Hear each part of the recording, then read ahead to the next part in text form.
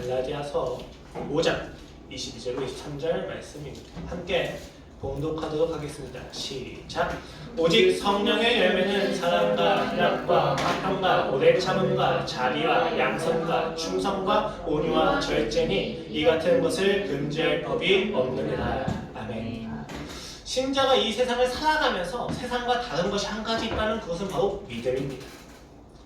물론 믿음은 세상도 가지고 있죠. 하지만 신자가 가지는 믿음은 조금 다릅니다. 왜냐하면 그 대상이 다르기 때문입니다.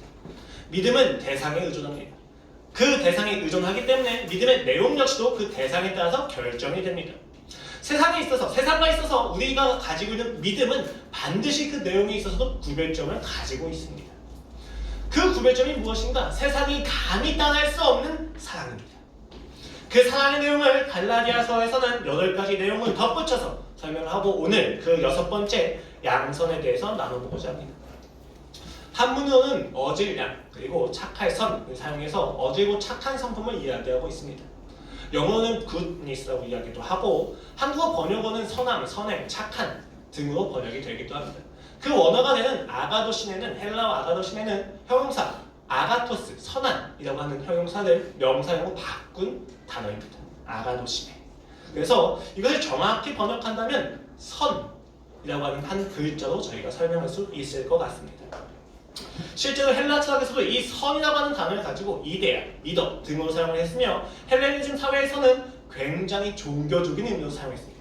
그 선은 구원을 받기에 필요한 자격으로서 많이 사용을 하곤 했었습니다. 그래서 영지주의에 이르러서는 악한 육체와 대비되어지는 가치로서 영적인 선이라고 이야기할 때 이 아가도시네를 항상 사용하곤 했습니다.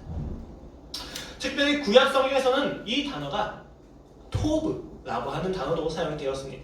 이 단어는 굉장히 자유하게 그리고 또 다양하게 쓰였습니다.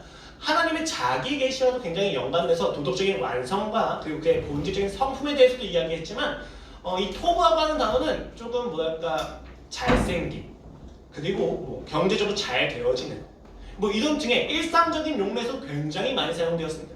지금 설교를 하고 있는 저의 모습이 어떻습니까? 굉장히 잘생겼죠? 네. 예상치 못한 정막이 흐르거나 조금 비판적인 눈길이 올 거 생각했는데 네, 감사합니다. 일상적인 어휘에서도 이러한 토브라고 하는 단어가 사용되어집니다. 그래서 신약에서는 이 토브를 무엇으로 번역하냐면 칼로스하고 아가토스로 이제 번역을 하곤 합니다.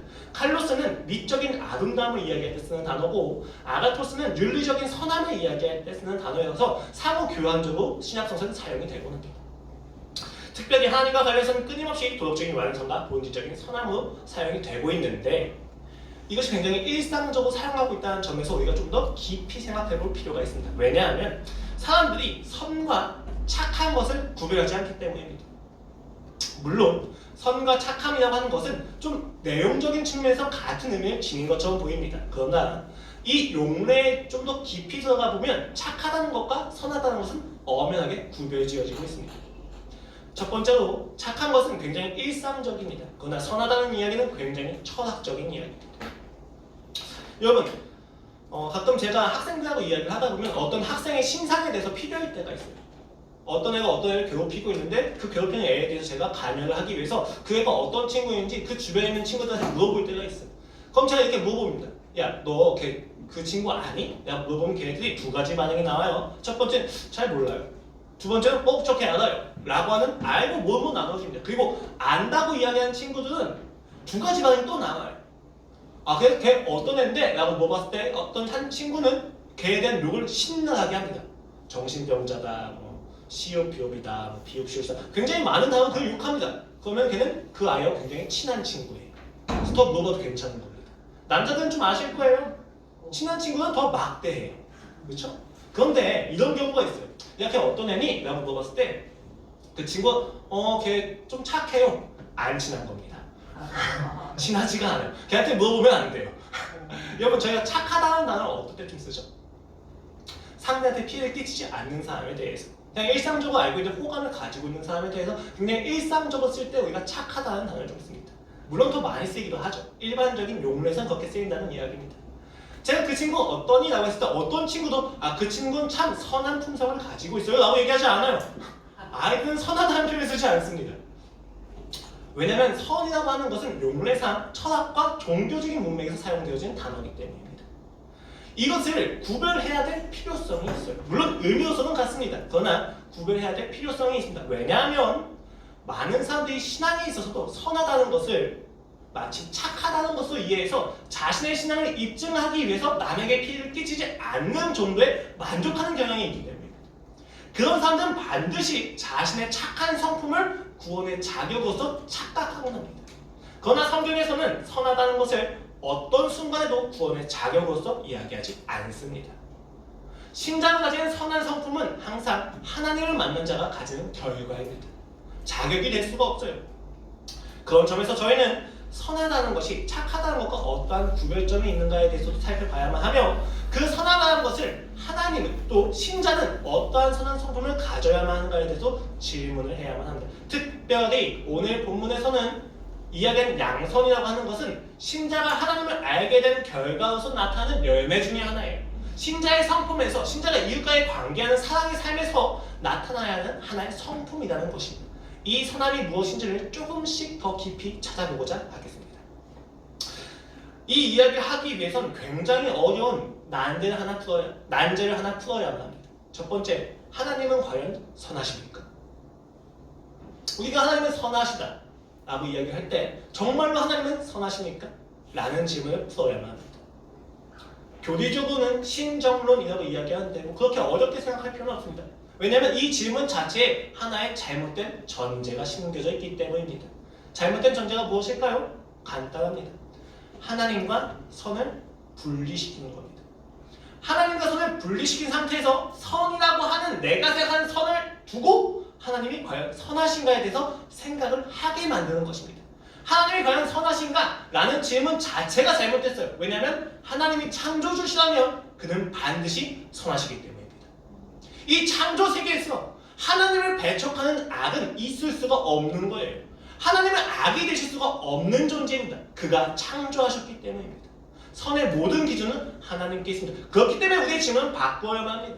이것이 과연 선한가, 좋은가, 옳은가가 아니에요. 이것이 과연 하나님과 연관성이 있는가? 이것이 하나님께 영광을 드릴 수 있는 것인가? 이것이 하나님의 목적에 합당한가?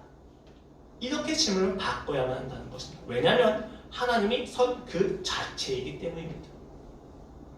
우리가 마음대로 선을 상정시켜서 그 상정된 선에 하나님을 끌어당겨서 하나님이 선하지 않다고 이야기하는 것이야말로 인간이 가지고 있는 선악과의 열매일 뿐입니다. 하나님은 선하신 게 맞습니다. 이때 하나님의 존재가 선 그 자체라고 이야기하는 순간 저희는 이 선을 단지 윤리학적인 의미에서 생각하는 것을 넘어서게 됩니다. 이 개념은 매우 철학적이라고 이야기하는 것입니다. 철학적이라는 것은 무엇을 의미합니까? 인간이 가져야만 하는 각각의 근본적인 질문들에 대한 대답으로서 그 영역으로서 대답이 되어지고 있다는 것입니다. 여러분, 인간은 무엇입니까? 라는 질문은 인간의 존재에 대한 영역입니다. 그래서 존재론이라고 이야기합니다. 내가 존재한다고 이야기하는 순간부터 나와 세상은 어떠한 관계성이 있으며 무언가를 인식하고 있는 나는 누구이며 내가 인식하고 있는 것은 무엇이며 내가 이것을 어떻게 인식하는가에 대한 이야기는 인식론에 해당하는 이야기입니다. 이렇게 나와 세상을 인식하기 시작한 인간은 무엇이 아름다운가, 무엇이 가치인가, 무엇이 즐거움인가 라고 하는 것에 대해서 궁금해하고 고민하기 시작합니다. 이 부분이 바로 미학에 관한 부분입니다. 무엇이 아름다운지 알게 된 인간은 이 아름다움을 위해서 내가 어떻게 살아야만 하는가 라고 하는 윤리학적인 질문을 직면하게 됩니다. 이렇게 인식론, 존재론, 미학, 그리고 윤리학적인 관점에서 우리가 생각한다는 것을 철학적이라고 이야기합니다. 인식론과 존재론에 해당해서는 진리라는 것이 있습니다. 어떤 사물과 사람과 관점과 방향에서 인식하더라도 보편적이며 유일한 하나의 가치가 있다는 것입니다. 그리고 윤리학적인 생각에서는 선이라는 것이 있습니다. 미학적인 관점에서는 아름다움이 있습니다. 여러분, 그래서 그리스에 있는 철학자들, 고대 그리스 철학자들의 목적은, 교육의 목적은 항상 카가티아라고 이야기합니다. 칼로스와 아가토스의 합성어인데 무슨 이야기냐면 인간이 진리를 알게 되면 그 진리를 아름답게 여기는 것은 반드시 동일하며 그 진리를 아름답게 여기는 인간은 그 진리에 부합하는 인생을 사는 것을 통해서 선하게 살 수밖에 없다는 거예요. 여러분 저는 지금 선을 윤리학적인 개념을 이야기하지 않습니다. 성경에서 이야기하는 선이라는 것은 존재의 온전입니다. 진리입니다. 성경에서 이야기하는 선은 아름답습니다. 그리고 그것은 윤리적으로 완성되어 있습니다. 하나님이 선하시다는 얘기는 하나님이 아름다움 자체이십니다. 하나님이 선하십니다. 하나님이 진리이십니다. 라는 고백과 동일한 것입니다. 이것이 하나님의 본질입니다. 여러분 이건 우리한테 굉장히 큰 시사점을 줍니다. 왜 그렇습니까? 많은 사람들이 하나님께 사랑이라고 하는 성품을 요구해요. 하나님 제게 사랑해 주시옵소서. 하나님 제게 솔직함을 주시옵소서. 하나님 제게 온유를 주시옵소서. 다 잘못되었습니다. 왜 그렇습니까? 하나님은 그 성품을 가지고 계신 분이 아니에요. 하나님은 사랑 그 자체이십니다. 하나님은 온유 그 자체이십니다. 하나님은 진리 그 자체이십니다. 그러므로 하나님을 알게 되면 우리 안에서 사랑과 온유와 희락과 양선이 뿜어져 나오게 되는 것이 당연하다는 거예요. 우리의 기도 제목이 바뀌어야만 합니다. 내가 무언가를 얻어서 더 나아지는 성품을 얻는 것이 아니라 하나님 그 자신을 원해야만 한다는 것입니다. 하나님이 선하시다는 것, 하나님이 선 그 자체시다는 것은 이것을 의미합니다. 하나님이 아니면 어느 누구도 선할 수 없습니다. 어느 누구도 진리를 할 수 없습니다. 어느 누구도 아름다움을 알 수 없습니다. 그래서 창세기 1장 31절에서 이렇게 이야기합니다. 하나님이 지으신 그 모든 것을 보시니 보시기에 심히 좋았더라. 여기 좋았더라라고 하는 단어가 바로 토부입니다. 선하다라는 것입니다. 즉 모든 것을 보시니 보시기에 심히 선하셨도다. 보시기에 심히 아름다웠도다. 보시기에 심히 객관적이었다라는 이야기입니다. 여러분 도공이나 어떤 예술가들이 어떤 그림을 그리다가 그림을 찢어버리거나 도자기를 떼버리는 경우를 가끔 보게 됩니다. 왜 그렇습니까? 자신이 생각하는 그 이미지하고 정확하게 맞지 않기 때문이에요. 하나의 틈과 오점도 용납하지 않습니다. 그래서 그들은 망치에 들고 그냥 그 도자기를 다 깨버리는 거죠. 그런데 그들이 어느 순간 그 도자기를 보면서 울면서 감격하고 그 작품을 보면서 환희에 차는 것을 보일 때가 있습니다. 왜 그렇습니까? 자신이 생각하는 그 이미지가 그대로 구현이 됐다는 거예요. 하나님이 창조를 하셨다는 것은 그런 의미예요. 하나님이 그 기쁨이 충만하신 상태에서 자신의 이미지로 생각하고 있는 그 이미지가 그대로 구현된 게 이 창조 세계예요. 그래서 하나님이 보기에 선하셨도다라고 이야기하는 것입니다. 이렇게 이야기하면 우리는 하나님을 독선적이다 라고 이야기할 수 있습니다. 왜 그렇습니까? 선하심과 아름다움이 분리가 되었기 때문입니다. 하나님이 선하신 건 좋습니다. 그런데 그 선하심이 그다지 우리한테 유익해 보이지 않습니다. 별로 좋아 보이지가 않습니다. 이게 자연스럽게 선하시기 때문에 선 그 자체이시기 때문에 내가 그 선에 대해서 사랑이 남아야 돼. 매력을 느껴야 될 건데 하나님의 선하심을 봤을 때 우리의 마음에는 아름다움에 대해서 끌리지가 않는 거예요. 아니 하나님이 선하시긴 하지 그런데 아름답지는 않으셔 좋지는 않아 즐겁지는 않아 라고 생각을 한다는 것입니다. 그렇기 때문에 우리는 다시 그 선의 기준을 스스로 끌어와서 하나님을 다시 한번 대고 하나님을 다시 생각해보니까 선하지 않는데? 라고 생각을 하게 되는 것입니다. 왜 그렇습니까? 이것이 근대 철학의 시조인 임마누엘 칸트라고 하는 사람을 통해서 더 심화되기 시작합니다. 이 사람은 선과 진리와 아름다움, 진선미라고 하는 개념을 구별시켰어요. 분리시켰습니다. 진리가 꼭 아름답지는 않을 수 있다는 거예요. 왜? 아름다움은 객체에서 비롯되는 것이 아니라 내가 주관적으로 느끼기 때문이야 라고 이야기하기 시작합니다. 그렇게 되다 보니까 아름다움과 진리와 선이 구별되기 시작합니다. 이때부터 사람들의 사고방식이 조금씩 바뀌기 시작했어요. 왜? 더 이상 선하게 사는 것이 아름답지 않기 때문에 이 사람들은 자신이 추구하는 아름다움을 윤리로 만들기 시작한 것입니다. 예를 들어보죠. 여러분 도스토옙스키가 쓴 죄와 까라마조프의 형제들이라는 것을 한 번씩 들어봤을 것입니다. 읽어보면 굉장히 세심합니다. 죄에 대해서, 죄책감에 대해서 그 죄의 원인에 대해서 굉장히 깊이 들어갑니다. 읽다 보면 짜증이 날 정도로 왜 스토리는 전개가 안 되고 계속 이상한 사설만 하고 있는지. 그런데 여러분 그게 그 당시에는 공감대를 얻었어요. 왜? 모든 사람이 진리에 추구하고 선하게 사는 것이 목적이었기 때문입니다. 공감이 됐어요. 그런데 여러분 까미의 이방인이라는 소설 들어보셨습니까? 한 청년이 주인공이 어머니가 죽은 다음날 해변가로 놀러 갑니다. 그 놀러 가는 와중에 한 이방인들하고 만나서 이방인 무리가 이렇게 서당설레 하다가 총을 쏴서 죽입니다. 그 재판에 끌려가게 돼요. 재판에 끌려가서 재판장이 묻습니다. 왜 죽였습니까? 라고 이야기했을 때 주인공 웨르서가 이렇게 대답합니다. 햇살이 너무 밝아서요. 죄에 대한 원인을 굉장히 짧게 끝내버립니다. 이 이방인이라고 하는 소설의 목적은 무엇이냐면 선과 도덕과 율법이라고 하는 그 가치가 선하지 않다. 내가 추구하는 개인성이 더 중요하다라는 것을 주장하는 것입니다. 시대가 달라집니다. 왜 그렇습니까? 선한 것이 꼭 아름답지는 않다라는 이야기예요. 여러분 요새 TV 드라마 봐도 좀 그런 생각이 들지 않으십니까? 아 고구마 100개 처먹은 줄 알았는데 사이다다. 보통 이 사이다라는 표현이 어디서 나와요? 주인공이 윤리적이거나 억압적이거나 근시대적인 어떤 사고방식으로 살지 않고 자기 멋대로 막 복수를 해요. 그럼 그것을 우리가 보고 사이다네. 카타르시스를 느끼는 거예요. 선하게 사는 것보다 내가 원하는 대로 내가 가지고 있는 억압과 내가 가지고 있는 억압을 그대로 풀어내는 것을 더 아름답게 보기 시작했다는 것입니다. 그게 더 멋있어 보인다는 것입니다. 선과 진리와 아름다움이 구별됩니다. 그렇기 때문에 우리는 선하게 사는 것을 그다지 추구하지 않습니다.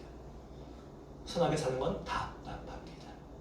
미련해 보입니다. 어리석습니다. 평생을 아버지의 폭력을 참고 살았던 엄마를 보면서 많은 딸들이 이야기하죠. 아휴, 왜 그렇게 살아? 사랑이죠. 사랑입니다. 그리고 그 어머니도 그렇게 살 필요가 없었을 수도 있습니다. 그런데 여러분, 여기엔 굉장히 중요한 하나의 가치가 빠져 있습니다. 저는 지금 그 모든 억압이 괜찮다고 이야기하는 것이 아닙니다. 그러나 오늘날 시대에서는 그 모든 것을 억압으로 치부하는 것 역시도 잘못된 것입니다. 선하게 사는 것, 윤리적으로 사는 것을 법적인 이야기가 아니라 신앙을 이야기한다면 저희는 조금 답답하게 살아야만 합니다. 저희는 조금 미련하게 살아야만 합니다. 그런데 이게 싫죠. 왜? 그게 아름답게 여겨지지 않기 때문입니다. 그렇게 인간은 자신이 생각하고 주장하는 아름다움을 선이라고 이야기하기 시작했습니다. 그런데 문제가 생기죠. 왜? 선을 주장하긴 하지만 이룰 수 있는 실력이 없습니다. 다투기 시작합니다. 분열하기 시작합니다. 타협하고 살기 시작합니다. 그게 바로 인간의 문제입니다. 인간이 주장하는 선은 굉장히 합리적입니다. 그런데 그 선대로 살기에는 인간이 굉장히 비합리적입니다. 허울 뿐입니다. 여러분, 축구 경기를 보는 많은 아저씨들이 뭐라고 이야기합니까? 어휴, 저 자식 빼! 내가 뛰기 낫겠다! 정말 나을까요? 그렇지 않습니다. 들어가시면 큰일 납니다. 할 수 있는 실력은 없지만 주장을 합니다. 여러분, 그런 분들과 축구에 대해서 논할 수 있겠습니까? 자유는 있습니다. 저희가 얼마든지 그렇게 이야기할 수 있죠. 감정적이고 재밌으니까. 그런데 실제 축구라고 하는 경기장에서 그것을 논할 수 있는 자격은 그에게 없습니다. 인간이 그렇습니다. 인간은 선을 생각하고 이야기할 수 있는 자유는 있습니다. 그러나 선의 기준에 대해서 논할 수 있는 근거는 없습니다. 실력이 없기 때문입니다. 자신이 말한 바를 그대로 이뤄낼 수 있는 인간이 없기 때문입니다. 이 모든 것이 하나님이 없는 세상 속에서 아름다움과 선을 분리시켰기 때문에 발생했다는 것입니다. 하나님만이 선하시다는 것입니다. 이 선하심은 객관적입니다. 누군가의 동의를 필요로 하지 않습니다. 이렇게 이야기하면 조금 불합리하죠. 아니, 인간이 선을 논할 자격이 없기 때문에 하나님이 선하지 않다고 말할 수 없어 라고 이야기하기에는 조금 감정이 남습니다. 맞습니다. 당연한 것입니다. 하나님이 선하시다는 것은 1차적으로 성경의 선포입니다. 그러나 성경 저자들의 고백들을 잘 들어보십시오.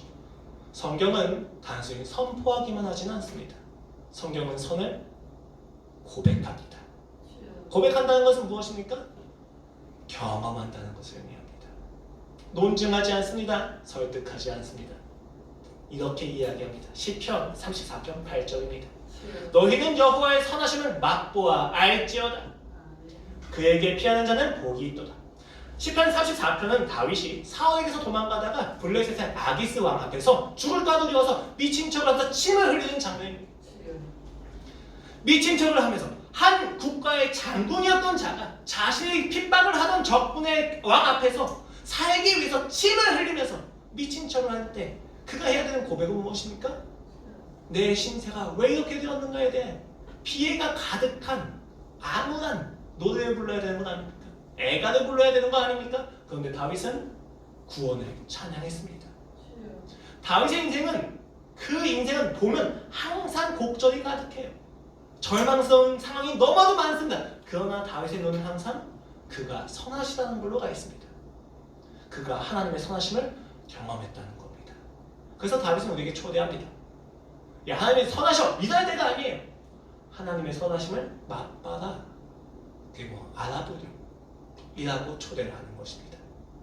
여러분, 하나님의 선하심은 논증의 대상이 아닙니다.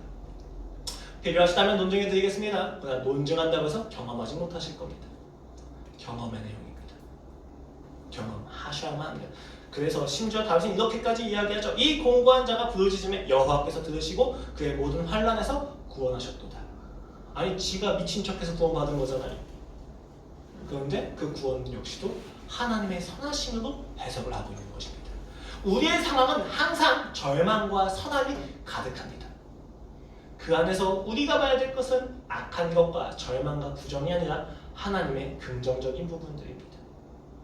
이 부분을 우리가 정신승리로 착각할 수도 있습니다. 그러나 여러분, 이것이 정신승리가 아니라는 것은 이후에 또 말씀드리도록 하겠습니다. 선하심을 맛보아 알라, 경험하라고 이야기하는 것입니다. 하나님의 선하심이 어떤 몇 퍼센트, 어떤 진리, 어떤 윤리, 어떤 아름다운 몇 퍼센트인지에 대한 정보의 나열이 아니에요. 그가 경험했다는 것입니다. 맛보았다는 것입니다. 알았다는 것입니다. 여러분, 바나나 우유가 어떠한 성분을 가지고 있는지 내가 이야기한다고 해서 바나나가 좋다라고 이야기할 수 없습니다. 목욕탕에 들어가서 목욕을 마치고 아빠가 나와서 아빠가 사줬던 바나나 우유를 마셨을 때 나는 바나나가 좋다고 이야기합니다. 경험해야 된다는 거예요.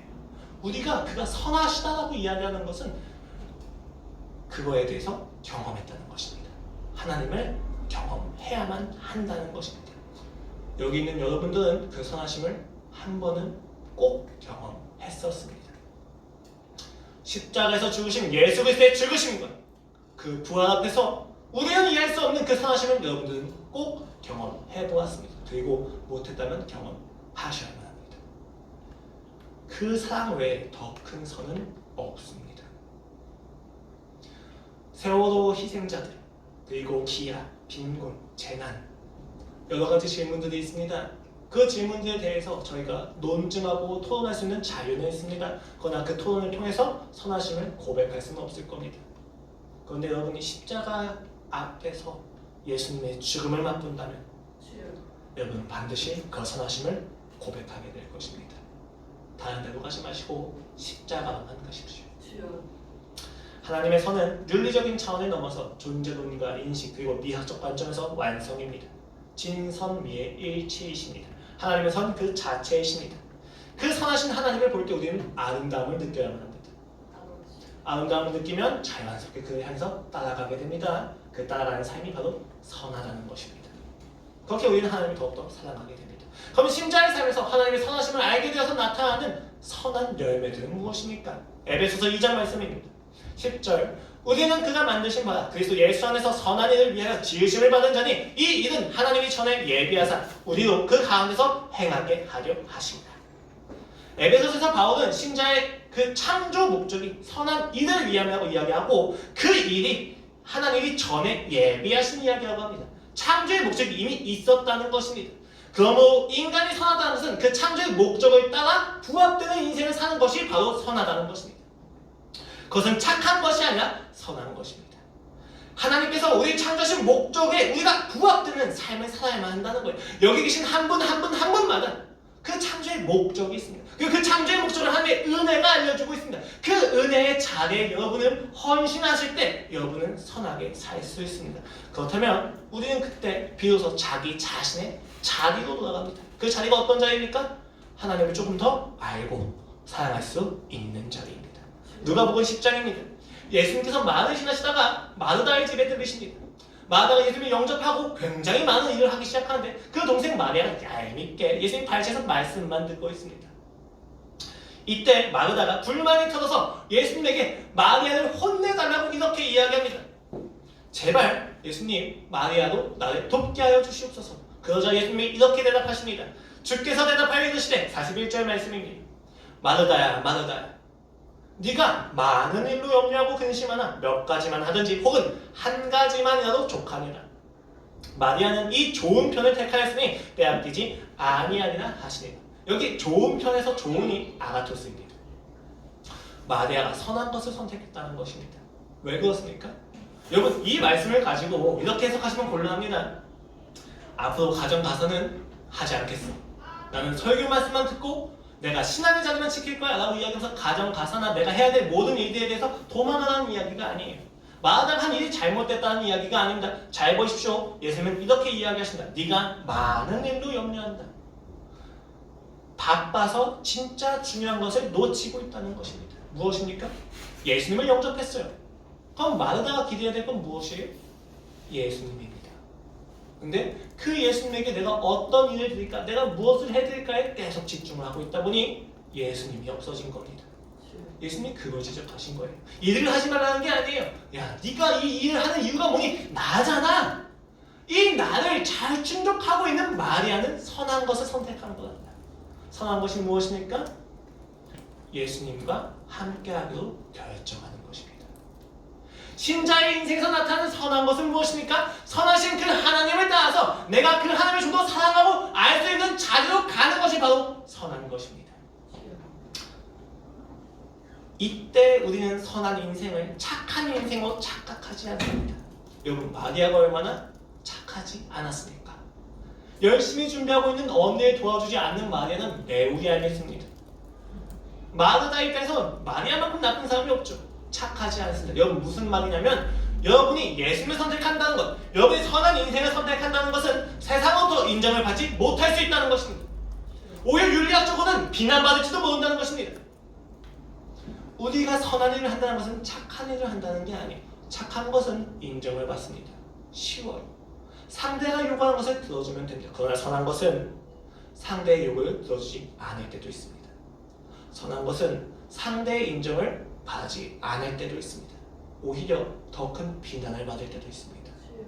신자가 선한 것을 살아간다, 신자가 예수님을 선택한다는 것은 세상의 착한 그리고 세상의 인정을 포기해야만 한다는 것을 같이 의미하기도 합니다. 인정이 필요 없다가 아니에요. 인정을 받지 않아도 괜찮다는 것입니다. 인정이 꼭 필수적이진 않다는 것입니다. 착한 것과 선한 것은 다릅니다. 우리는 그 불의 앞에서 가끔은 대항해야만 합니다. 그 불의를 행하는 사람들로부터의 조롱과 웃음과 비웃음을 감수해야 될 때도 있다는 것입니다. 왜? 예수님이 계시니까.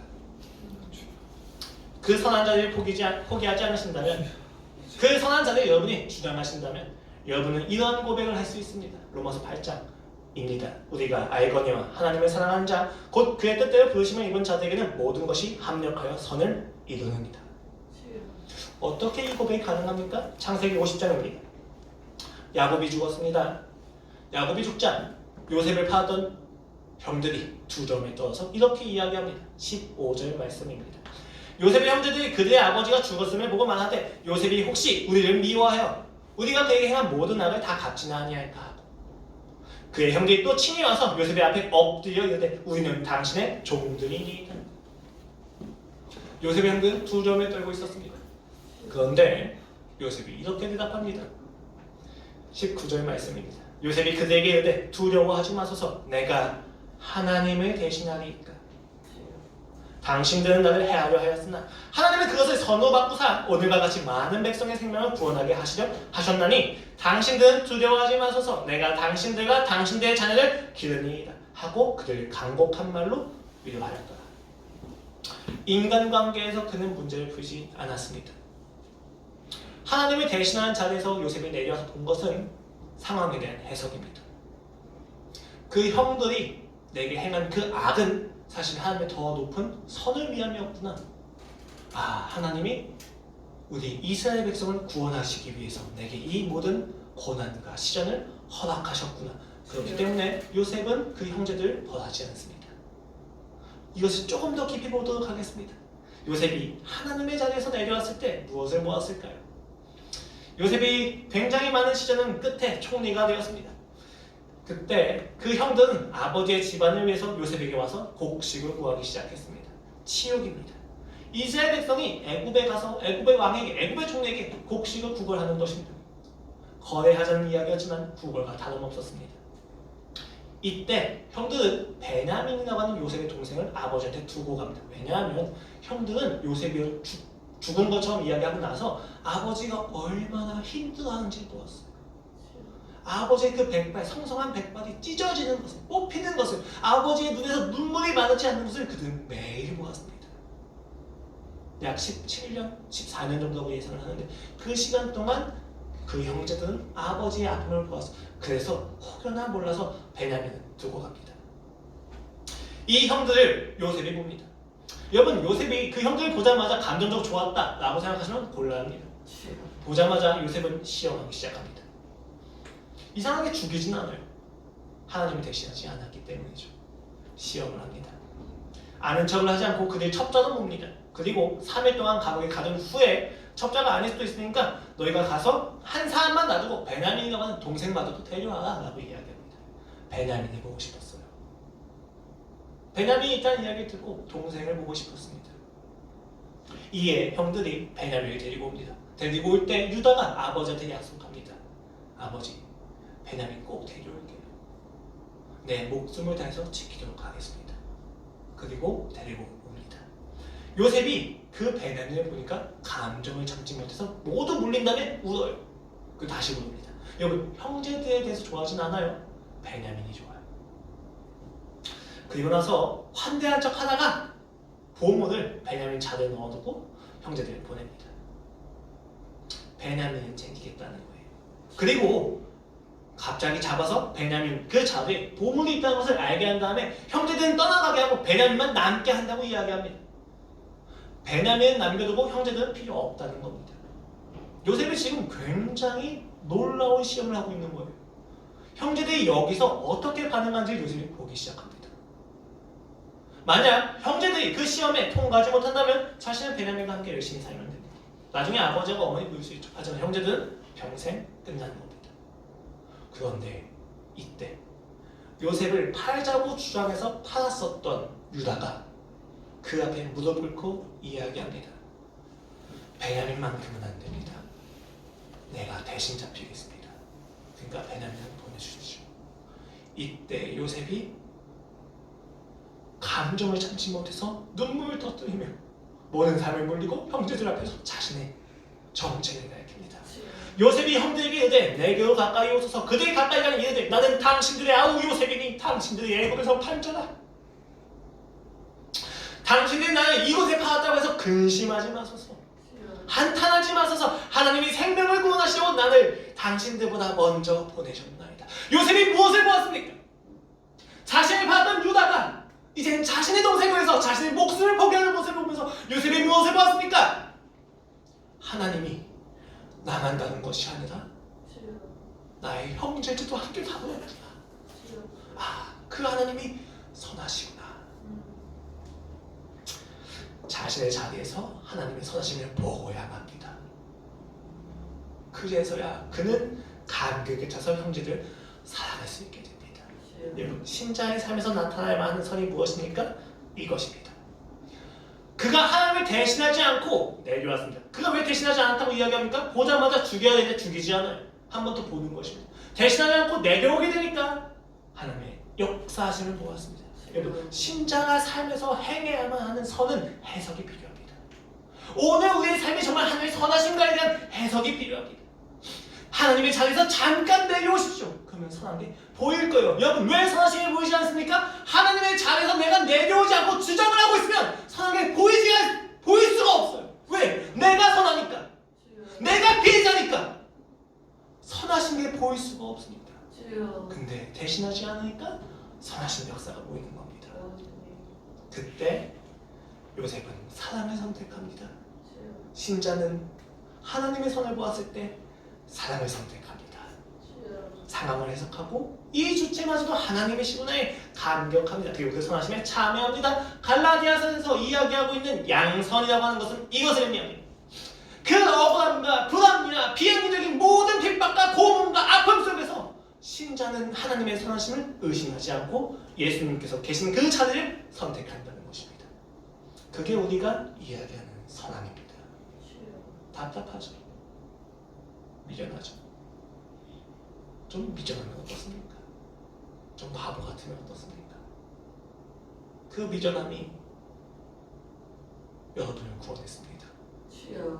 하나님이 죽이시면 되는데 죽이지 않으시는 미련함이, 자신의 아들을 죽이시는 어리석음이 우리를 구원했습니다. 무엇이 더 필요하십니까? 우리는 그 선하심으로 나아가는 것입니다. 하나님이 선하십니다. 그는 선 그 자체이십니다. 진리이시며 아름다움이십니다. 그 선하심을 논증하거나 설득하거나 납득할 필요성을 느끼지 않습니다. 왜? 선은 선포이기 때문입니다. 그리고 고백이기 때문입니다. 경험하셔야만 합니다. 그러나 이 선하심은 아름다움과 분리되지 않습니다. 아름답습니다. 십자가에서 예수 그리스도의 사랑을 보면 아름답습니다. 아프죠, 슬프죠, 힘들죠. 하지만 아름답습니다. 따라갈 수밖에 없어요. 저는 그 자신감을 가지고 있습니다. 여러분이 하나님의 선하심을 맛보아 알면 결코 그 선하심부터 도망갈 수 없어요. 죄송합니다. 이미 걸려들었어요. 이미 맛본 걸 어떻게 합니까? 그 선하심 외에 여러분에게 방법이 없어요. 그 선하심만이 즐겁기 때문입니다. 경험하시고 고백하셔야만 합니다. 십자가 앞에서요. 그 십자가 앞에서 신자가 선하심을 보았을 때 양선이라고 하는 열매가 맺힙니다. 하나님의 계획에 일치하는 자리에 있겠다는 것입니다. 그 계획에 일치하는 자리는 어디입니까? 가장 먼저는 내가 하나님을 사랑하고 더 알 수 있는 간절한 자리로 가는 것입니다. 그 자리에 있을 때 우리는 해석을 하게 됩니다. 하나님의 선하심을 해석하게 됩니다. 그러면 그때 우리는 감격하고 그 해석에 참여하는 것입니다. 그게 바로 오늘 갈라디아서가 이야기하는 양선이라고 하는 열매의 내용입니다. 윤리적으로 산다고 선한 거 아닙니다. 착하게 사신다고 착한 거 아닙니다.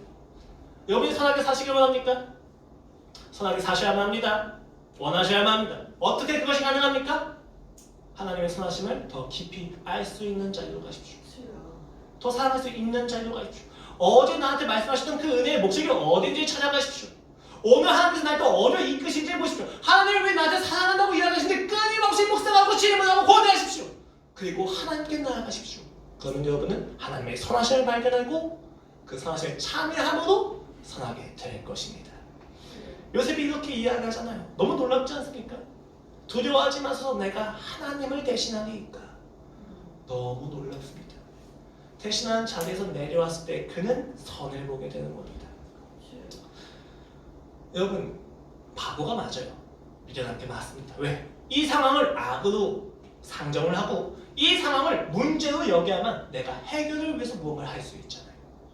근데 이 상황을 내가 하나님이 선하시다 라고 하고 문제와 악을 여길 수 있는 자리에서 내려오게 됩니다. 그러면 신자가 할 수 있는 게 무엇입니까? 무릎 꿇고 기도하는 것 외에는 없습니다. 답답합니다. 저희 아내가 저한테 하는 이야기가 이해가 돼요. 저도 답답합니다. 아유 이게 아닌가 라는 생각이 드는 거죠. 미련합니다. 여러분 근데 이게 자유라는 것을 다 알고 계실 겁니다. 저희 아내한테 미련하다 너 참 미련하다 라고 이야기 들었을 때 제 마음에서 깊은 평강이 넘쳐 흘렀어요. 놀라웠어요. 아 맞다. 나는 미련하게 선택한 사람이지. 난 미련한 것으로 인해서 구원을 받은 사람이지. 좋아요. 맞아. 이 미련함이 맞구나. 확증을 받았습니다. 여러분 악한 것을 악한 것으로 갚아야만 하는 세상에서 여러분은 미련함으로 구원을 받았습니다. 즉 이제 더 이상 악한 것에 분개하지 않아도 됩니다. 그 악한 것에 은혜를 받으십시오. 하나님을 보십시오. 아플 겁니다. 슬플 겁니다. 괴로울 겁니다. 힘들지 않다는 이야기가 아니에요. 쉬울 거란 이야기가 아닙니다. 힘듭니다. 하지만 이게 옳습니다. 옳은 것을 사랑하십시오. 예수님이 있는 것을 사랑하십시오. 그 사랑으로 인해서 놀라운 역사가 일어납니다. 사도행전 11장입니다. 초대교회 처음에는 대부분 유대인들이었죠. 스데반이 핍박을 당한 이후에, 죽음을 당한 이후에 예루살렘 교회에는 굉장히 큰 핍박이 임하기 시작하면서 흩어지기 시작합니다. 근데 흩어지다가 보니까 흩어진 신자들 중에서 몇몇이 이방인들한테 복음을 전한 거예요. 근데 그들이 믿어버린 것입니다. 유대인들 입장에선 쇼크였어요. 왜? 이방인은 구원을 받으면 됩니까? 안 됩니까? 안 되거든요. 근데 구원을 받아보였으면 믿음이 생겼다는 거예요. 이해가 안 됐어요. 그래서 예루살렘 교회가 안디옥이라고 하는 도시에 바나바를 보냅니다. 바나바는 착한 사람이요 성령과 믿음이 충만한 사람이다. 이에 큰 무리가 죽게 더해지던 갔는데 무리가 더해집니다. 바나바가 사울을 찾으러 다소에 가서 만남에 안디옥에 데리고 와서 둘이 교회에 1년간 모여 있어 큰 무리를 가로쳤고 제자들이 안디옥에서 비로소 그리스도인이라 일컬음을 받게 되었더라.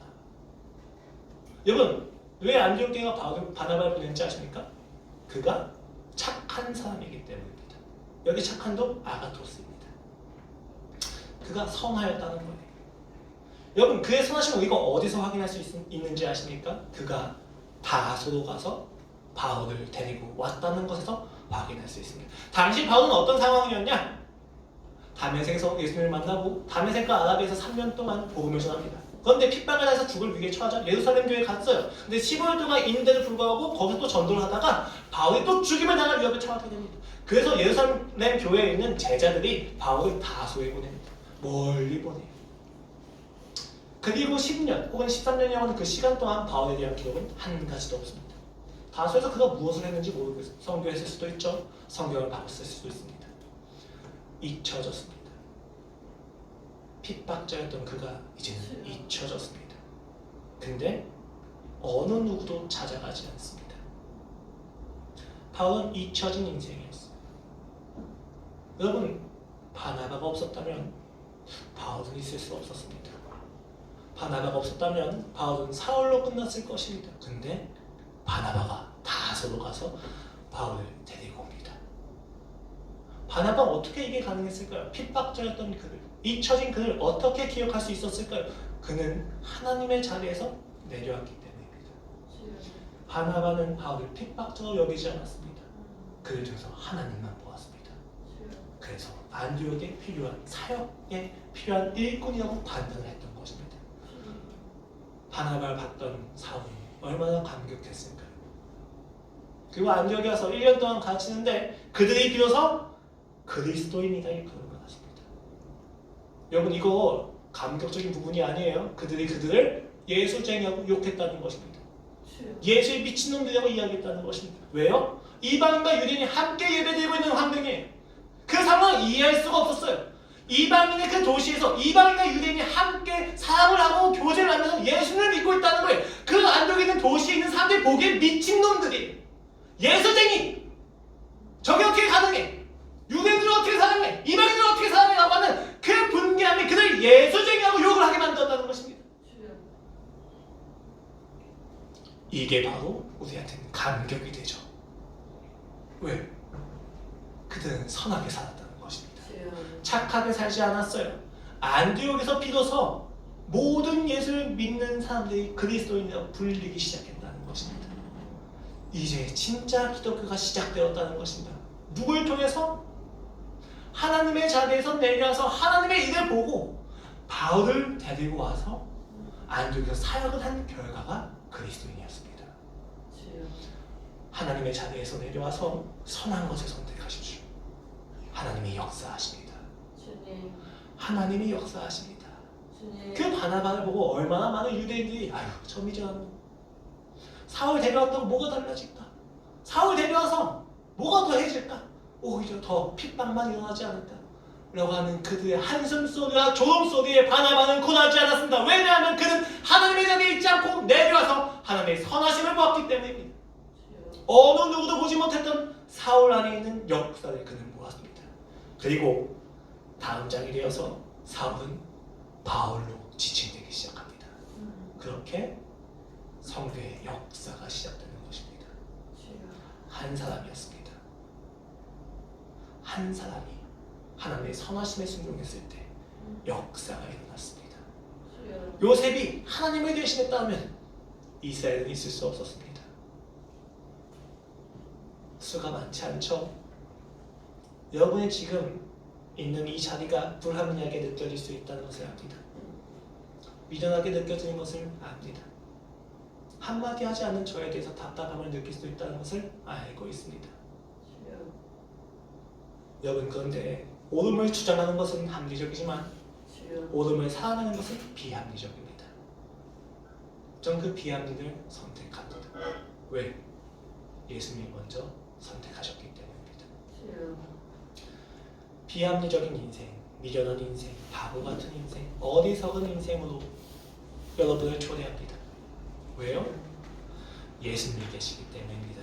상대가 악을 행했을 때 악에 바치는 세상에서 우리는 구원을 받았습니다. 상대가 악을 행하면 행할수록 우리는 더 큰 예수를 보고 그 예수를 통해서 우리는 사랑을 하기 시작합니다. 주여. 그게 그리스도인의 양선입니다. 그 양선으로 초대하시는 하나님을 보십시오. 주여. 양팔을 가득 벌리고 우리를 기다리고 계십니다. 달려가시기 바랍니다. 주님, 힘듭니다. 주여. 미련하다고 욕을 먹습니다. 나조차도 답답합니다. 주님. 하나님이 이야기하실 거예요. 착하고 충성된 종아, 네가 너의 일을 하였구나. 그 앞에서 눈물을 참을 수 없을 것입니다. 그 감격으로 여러분을 초대하고 있는 것입니다. 저는 예수 그리스도 이외에 여러분들에게 가치가 없다고 믿습니다. 인간적인 상담과 심리학과 방법론을 이야기될 수 없어서 죄송합니다. 하지만 이게 진짜입니다. 여기에 진정한 만족이 있습니다. 기도하시겠습니다. 주여. 하나님 아버지, 오늘도 우리를 선으로 초대해 주시니 감사합니다. 이 선하심 안에서 세상은 우리를 미련하다고 이야기합니다. 그러나 주님, 이 미련함이야말로 우리의 자긍심입니다. 날 더 미련하게 살게 하여 주시옵소서. 예수밖에 모르는 자로 살게 하여 주시옵소서. 모든 사람들이 나를 보았을 때 예수에 미쳐서 바른 생각을 못하고 이성적이지 않다고 이야기할 수 있을 정도로 내가 예수에게 미쳤다고 이야기하게 하여 주시옵소서. 미치고 싶습니다. 주님을 더 사랑하고 싶습니다.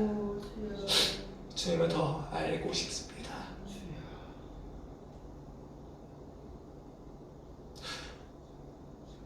그게 저의 기쁨입니다. 그 기쁨의 삶으로 저희 교회가 참여하게 하여 주시옵소서. 감사하며 예수 그리스도의 이름으로 기도드렸습니다. 아멘.